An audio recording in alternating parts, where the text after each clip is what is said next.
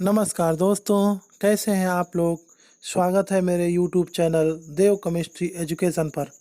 आज की वीडियो में हम लोग क्रिस्टलीय ठोस तथा अक्रिस्टलीय ठोस के विषय में अध्ययन करेंगे। आप लोग मेरे चैनल को सब्सक्राइब कर दें तथा बेल आइकन को भी दबा दें, जिससे अगली वीडियो के नोटिफिकेशंस मिलते रहें। तो चलिए हम लोग स्टार्ट करते हैं।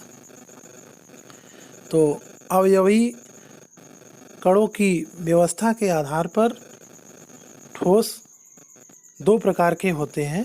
कौन कौन से ठोस होते हैं? क्रिस्टलीय ठोस यानी क्रिस्टलाइन सॉलिड और अक्रिस्टलीय ठोस यानी एमॉर्फस सॉलिड।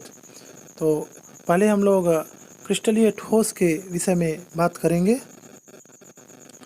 तो वे ठोस पदार्थ जिनका निर्माण करने वाले अवयव कौन कौन से अवयव हो सकते हैं? अणु, परमाणु या आयन एक निश्चित ज्यामितीय क्रम में व्यवस्थित रहते हैं, क्रिस्टलीय ठोस कहलाते हैं।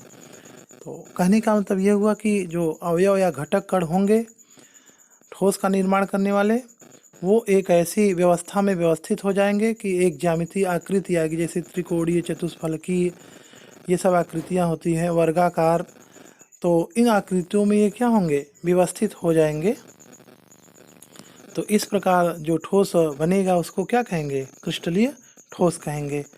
तो यहाँ ध्यान देने वाली बात यह है कि अधिकांश जो ठोस पदार्थ होते हैं वो सभी क्या होते हैं? क्रिस्टलीय ठोस होते हैं। क्रिस्टलीय ठोसों में उसके अवयव तीनों विमाओं में, यानी लंबाई, चौड़ाई, ऊंचाई हम कह सकते हैं, या XYZ एक्सिस पे कह सकते हैं, में एक नियमित क्रम में व्यवस्थित होते हैं। तो एक नियमित क्रम में व्यवस्थित होने का मतलब ये हुआ कि वो एकदम निश्चित पैटर्न, जैसे उसके कणों के जो बीच की दूरी होगी वो क्या होगी? समान होगी, ऐसे हम समझ सकते हैं। ठीक है। और यानी चाहे वो जहाँ तक रहेगा उसके कण एक दूसरे के क्या होगा? इक्वल डिस्टेंस पे, समान दूरी पे पूरे ठोस में फैले रहेंगे। यानी कह सकते हैं हम एक जैसी व्यवस्था पूरे ठोस में होगी। फिर उसके बाद क्रिस्टलीय ठोसों में अवयवी कण दीर्घपरासी व्यवस्था में होते हैं। तो दीर्घपरासी व्यवस्था का मतलब यही होता है कि नियमित पैटर्न जो होता है, नियमित जो क्रम होता है, यानी समान दूरी पे जो परमाणु व्यवस्थित रहते हैं और एक निश्चित आकृति में, तो वो पूरे ठोस में दूर दूर तक फैला रहता है। तो दीर्घपरासी व्यवस्था का मतलब दूर दूर तक पूरे क्रिस्टल में एक जैसी व्यवस्था का होना क्या कहलाता है? दीर्घपरासी व्यवस्था। तो यानी क्रिस्टलीय ठोस जो होते हैं उसके अवयवी कण दीर्घपरासी व्यवस्था में व्यवस्थित रहते हैं। फिर उसके बाद है क्रिस्टलीय ठोस विषमदैशिक प्रकृति के होते हैं। तो विषमदैशिक और समदैशिक की बात हम नेक्स्ट वीडियो में करेंगे, तो यहाँ थोड़ा सा हम बता दे रहे हैं।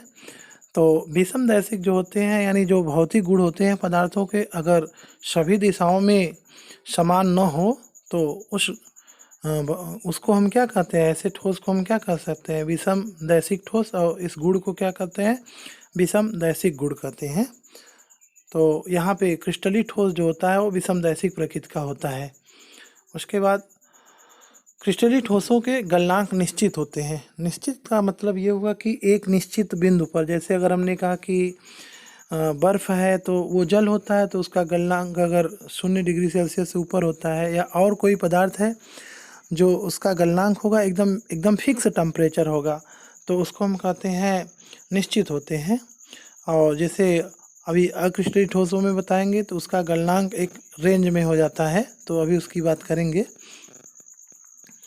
उसके बाद तेज धार वाले चाकू से काटने पर क्रिस्टलीय ठोसों की सतह चिकनी आती है।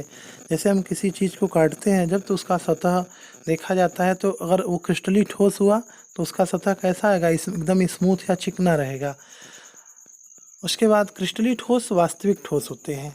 तो वास्तविक ठोस का मतलब जो ठोस पदार्थ होते हैं, यानी इसमें जो घटक कणों की व्यवस्था होती है एकदम नियमित व्यवस्था होती है और एक निश्चित ज्यामितीय आकृति में निर्माण होता है, तो ऐसे ठोस को हम क्या कह सकते हैं? वास्तविक ठोस कहते हैं। जबकि अक्रिस्टलीय ठोस अतिशीतित द्रव होते हैं, तो अभी उसकी हम बात करेंगे।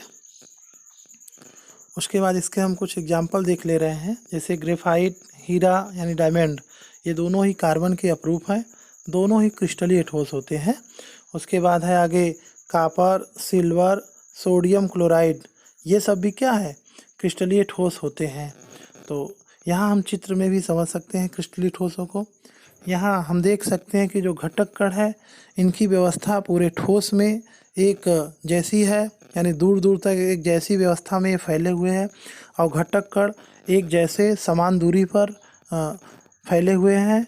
तो यानी हम इसको कह सकते हैं ये क्या है, क्रिस्टलीय ठोस है। ये क्वार्ट्ज है, क्वार्ट्ज का क्रिस्टलीय ठोस दिखाया गया है।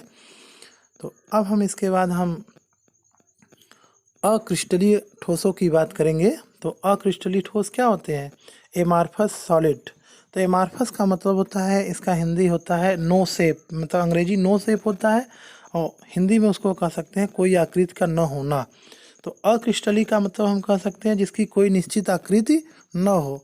तो ऐसे ठोस क्या कहे जाएंगे, अक्रिस्टलीय ठोस कहे जाएंगे। तो यहाँ हम लोग इसकी परिभाषा देख ले रहे हैं।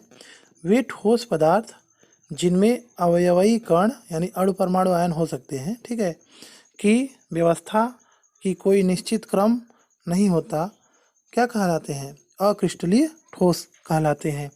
तो यानी इसमें जो घटक कणों की व्यवस्था होती है एक निश्चित क्रम में न होकर अनियमित क्रम में होती है। तो अब यहाँ हम इसके विषय में और भी जानकारी लेंगे। तो अक्रिस्टलीय ठोसों की कोई ज्यामितीय आकृति नहीं होती। तो क्योंकि ये एक नियमित पैटर्न में व्यवस्थित नहीं होंगे तो कोई आकृति, निश्चित आकृति का निर्माण नहीं होगा। तो हम कह सकते हैं कि जो अक्रिस्टलीय ठोस होते हैं उसकी कोई ज्यामितीय आकृति नहीं होती है। तो हमने जैसा कि अभी बताया था, ज्यामितीय आकृति का होना का मतलब होता है कि वर्गाकार या घनाकार आकृति का होना, या समदैशिक मतलब घनाकार आकृति का होना, ये सब आकृतियाँ होती हैं। अभी आकृतियों की बात हम आगे के वीडियो में करेंगे।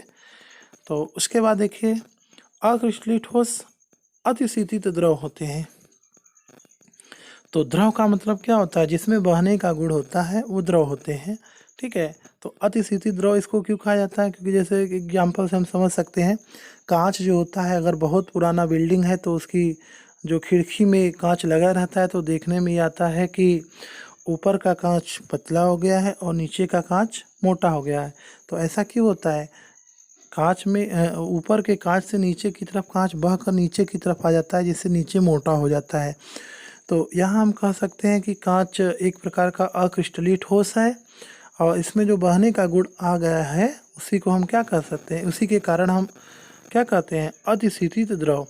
तो अतिशीतित द्रव इसलिए कहा जाता है क्योंकि अक्रिस्टलीय ठोसों में थोड़ा बहुत बहने का गुण होता है। उसके बाद अक्रिस्टलीय ठोसों में अवयवी कणों की लघुपरासी व्यवस्था होती है। लघुपरासी व्यवस्था अवयवी कणों की होने का मतलब यह है कि इसमें जो घटक कण होते हैं, घटक कण का जो निश्चित क्रम होता है, ठीक है, वो काफ़ी दूर तक न फैलकर कुछ दूर तक होने के बाद क्या हो जाता है, बदल जाता है। तो इसीलिए छोटे छोटे डिस्टेंस पे ही उसकी निश्चित व्यवस्था पाई जाती है। तो इसलिए इसको हम क्या कहते हैं, लघुपरासी व्यवस्था। लघु मतलब थोड़ी थोड़ी दूर पर ये नियमित क्रम की व्यवस्था पाई जाती है फिर बदल जाती है, तो इसको हम अनियमित भी बोल सकते हैं। उसके बाद अक्रिस्टलीय ठोस समदैशिक प्रकृति के होते हैं। तो जैसा कि अभी हमने बताया था कि दैशिकता क्या होती है, कि जैसे भौतिक गुणों को हम देखेंगे कि जैसे सभी दिशाओं में अगर समान है तो वो समदैशिक होता है, और अगर सभी दिशाओं में भिन्न भिन्न है भौतिक गुण तो वो क्या होगा, विषमदैशिक होगा। तो अब इसके आगे हम लोग देख ले रहे हैं, अक्रिस्टलीय ठोसों के गलनांक एक निश्चित परास में होते हैं। तो यहाँ देखो, जबकि क्रिस्टलीय में क्या बताया गया था कि उसका एक निश्चित ताप पे होगा, जबकि इसका एक परास का मतलब जैसे हो सकता है ये इसका गलनांक 70 से 80 के बीच में हो जाए, यानी कभी कभी 71 भी हो सकता है, कभी 72 पे भी गल सकता है, कभी 74 पे भी, यानी 70 से 80 के बीच में क्या हो गया, एक परास हो गया, जबकि इसका निश्चित नहीं है। जबकि क्रिस्टलीय ठोसों का क्या होता है, एकदम निश्चित होते हैं। उसके बाद तेज धार वाले चाकू से काटने पर अक्रिस्टलीय ठोसों की सतह खुरदुरी होती है, मतलब चिकना नहीं होता है, जबकि क्रिस्टलीय में क्या होता है, चिकना होता है। तो इसके भी उदाहरण हम लोग देख सकते हैं, रबर, मोम, प्लास्टिक, मक्खन, ये सब क्या है, अक्रिस्टलीय ठोसों में आते हैं। ज़्यादातर जो पेस्ट मटेरियल होते हैं वो अक्रिस्टलीय ठोस ही होते हैं। तो इसमें हम लोग देख सकते हैं घटक कणों की व्यवस्था देखो यहाँ निश्चित नहीं है। इसमें देखो घटक कण काफ़ी दूर दूर है, तो यहाँ पास पास आ गए हैं और यहाँ और पास पास आ गए हैं, तो कहीं कहीं दूर दूर हैं। तो एक नियमित क्रम नहीं है, नियमित पैटर्न नहीं है, इसलिए क्या है, ये अक्रिस्टलीय ठोस है। तो अगर हम बात करें अंतर की क्रिस्टलीय ठोस और अक्रिस्टलीय ठोस में, तो ये भी हम लोग देख ले रहे हैं इसी पॉइंट्स के आधार पर। तो जैसे देखो यहाँ क्रिस्टलीय ठोसों में उसके अवयव तीनों विमाओं में एक नियमित क्रम में व्यवस्थित होते हैं, तो ये तो क्रिस्टलीय ठोस में होता है। तो इसका जस्ट उल्टा क्या हो जाएगा, अक्रिस्टलीय ठोस में तीनों विमाओं में एक नियमित क्रम में व्यवस्थित नहीं होते हैं। कहने का मतलब उसमें जो क्रम होता है घटक कणों की व्यवस्था का, वो अनियमित होता है। उसके बाद हम लोग ये भी देख सकते हैं कि इसमें अवयवी कण क्या होते हैं, दीर्घपरासी व्यवस्था में व्यवस्थित होते हैं क्रिस्टलीय ठोस में। जबकि अक्रिस्टलीय ठोस में क्या हो जाएगा, अवयवी कणों की व्यवस्था क्या होती है, लघुपरासी व्यवस्था होती है। लघुपरासी व्यवस्था का मतलब होता है कुछ दूर तक ही समान पैटर्न मिलेगा। उसके बाद यहाँ देख सकते हैं क्रिस्टलीय ठोस विषमदैशिक प्रकृति का होता है, तो अक्रिस्टलीय ठोस क्या हो जाएगा, समदैशिक प्रकृति का होता है। फिर इसके बाद देख सकते हैं हम लोग कि क्रिस्टलीय ठोसों के गलनांक निश्चित होते हैं। तो अक्रिस्टलीय ठोसों के गलनांक क्या होंगे, एक निश्चित परास में होते हैं। यानी इसका अक्रिस्टलीय ठोस का एक परास में होता है, जैसा कि हमने बताया भी है अभी। उसके बाद तेज धार वाले चाकू से काटने पर क्रिस्टलीय ठोसों की जो सतह होती है वो चिकनी प्राप्त होती है, और जबकि अक्रिस्टलीय ठोसों की सतह कैसी प्राप्त होती है, खुरदुरी सतह होती है। ठीक है। फिर उसके बाद क्रिस्टलीय ठोस जो होते हैं वास्तविक ठोस होते हैं, जबकि अक्रिस्टलीय ठोस क्या होते हैं, अतिशीतित द्रव होते हैं। उसके बाद एग्जाम्पल के आधार पे भी हम एक अंतर लिख सकते हैं। जैसे इसमें ग्रेफाइट, हीरा, कॉपर, सिल्वर, ये सब क्या है, क्रिस्टलीय ठोस है। जबकि अक्रिस्टलीय में रबर हुआ, प्लास्टिक हुआ, ये सब क्या है, अक्रिस्टलीय ठोस है। तो ये क्रिस्टलीय और अक्रिस्टलीय ठोस में अंतर था। ये भी बहुत इंपॉर्टेंट क्वेश्चन बनता है, क्रिस्टलीय और अक्रिस्टलीय ठोस में अंतर। इसको आप लोग अंतर के आधार पर नोट करके अच्छे से तैयार कर लेंगे। तो आज की वीडियो में बस इतना ही। आप लोग मेरे चैनल को सब्सक्राइब कर दें। मिलते हैं अगली वीडियो में।